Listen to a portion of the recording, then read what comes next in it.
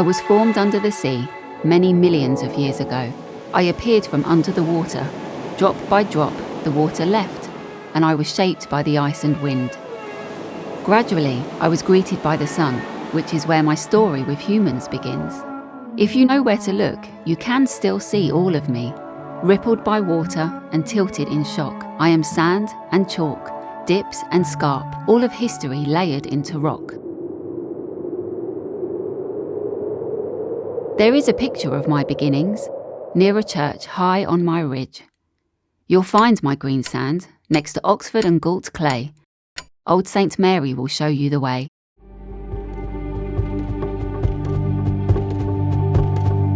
Do you know where I am? I am not a secret country, but I am not on Google Maps. My shape is drawn in the earth, and my paths walked on by foot.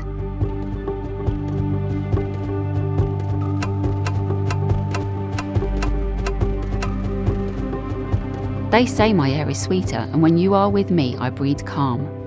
Bring your friends, follow the signs, and we'll go together arm in arm. There are lots of reasons why I am special, but only one thing gives me my name.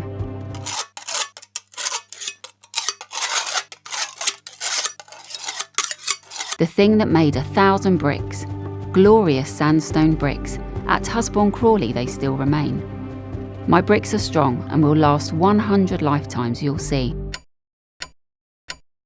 The places built with the help of men are unique because they are green.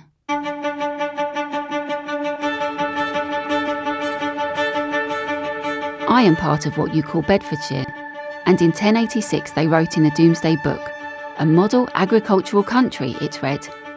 They can't have been speaking about me, because the farmers, they went elsewhere instead.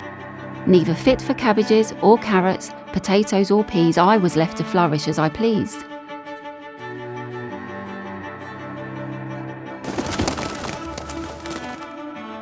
I've lost count of the different creatures that come and stay with me. Blackbirds, red kites, blue tits and chaffinches, to name 2 or 3. Frogs, bugs, butterflies and badgers all find a home in the day or the night. Snakes, squirrels, hares and a renowned muntjac deer have a place in the ground or a tree hidden from sight. Bluebells, old oaks and weeping willows are rife and rooted to me. I am ancient woodlands, heathlands, grasslands and valleys. Infertile and wild, with little use for the king or baron, I was bestowed to the monks. 3 different varieties in the 12th century. I was no more than worthless to some, until they found a use for my sand, and so they dug a few quarries. Buildings have fallen and holes have been filled, but so much has happened I have stories galore to tell. I'll start with the monasteries. Chicksands Priory is still here, and so too is Woburn Abbey. They sit proudly to this day. But I'll speak about the one which is no more, a Cistercian order in Old Warden, the daughter of a grand Yorkshire abbey. Walter Esbeck in his wisdom welcomed the monks to build on the land in 1135. They cleared the trees and grass and all in their way to make room for worship and wine. For 400 years they remained. Before the Great Dissolution, a stained glass window was saved, and you can look through their image at St Leonard's every Sunday. In the 16th century, the king said, "Off with their heads." The dissolution was a difficult path to tread, and King Henry forced the monks' hands while the aristocracy was given the land. They wanted to have the best parks in the country. Lance Capability Brown took on the mighty Amt Hill Park. The younger Humphrey Repton left his mark at Woburn Abbey, Hazel's Hall and at Moggerhanger.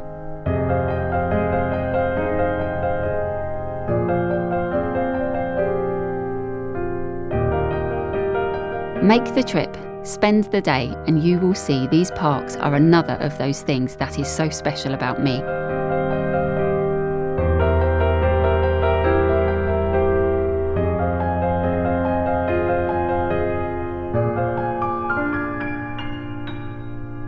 Try as you might, you won't find more parkland history anywhere else than in Greensand Country. Trees, shrubs, gardens, walls and paths with uninterrupted views thanks to the ha-ha. It's not a joke, that's what they're called, made to stop the cattle, an invisible wall. You won't find one unless you know where to look.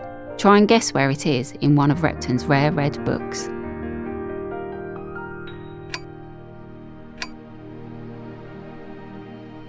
Have you heard of the straw platters?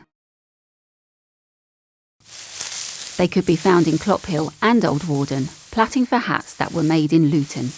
Women and children, some as young as 7, with nimble fingers would earn a living, 5 shillings a week, and while they worked I could hear them sing, "Over 1, under 2, pull it tight and that will do." They were poor, you see. Unlike Dorothy, who married into the Shuttleworth family, and although they would not have been friends, the village is small and at one time or another you would have found them all in the village hall, or at St Leonard's Church.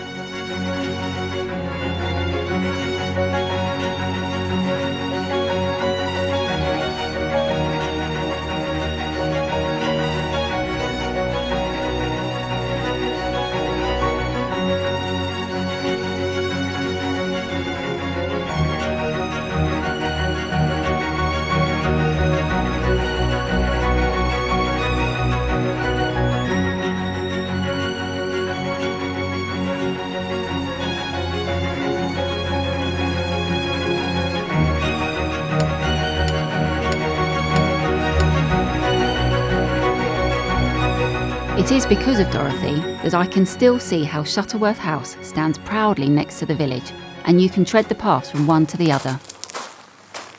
Before my story moves on to the wars, there is one more who shone so brightly. Her name was Emily Shaw. In the short 19 years that she was here, she explored on foot and adored my wild nature from Woodbury to Potham Brook. There was no other quite like her, so filled with curiosity and empathy in equal measure.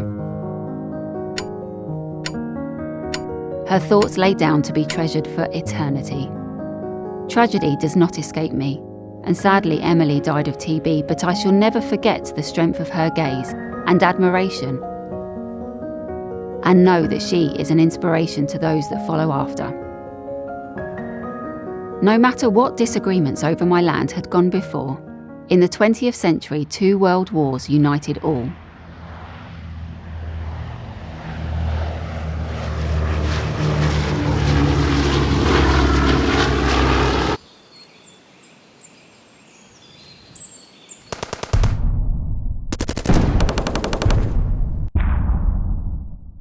Buildings were requisitioned, including Hazel's Hall, whereby pilots would hide out, waiting for their call to fly from RAF Tempsford.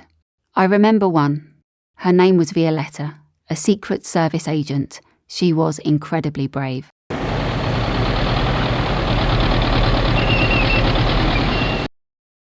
With each turn of the seasons, some of you will say goodbye. But as my tale tells, the land and its memories will never die.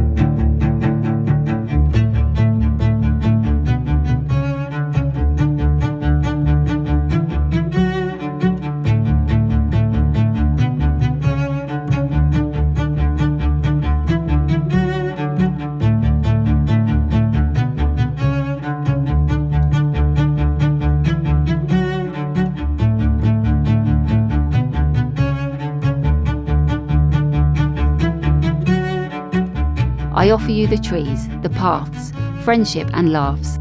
I am the horizon you see and the air you breathe. I am here to stay as each year I renew, and if you take good care of me, I will always take care of you.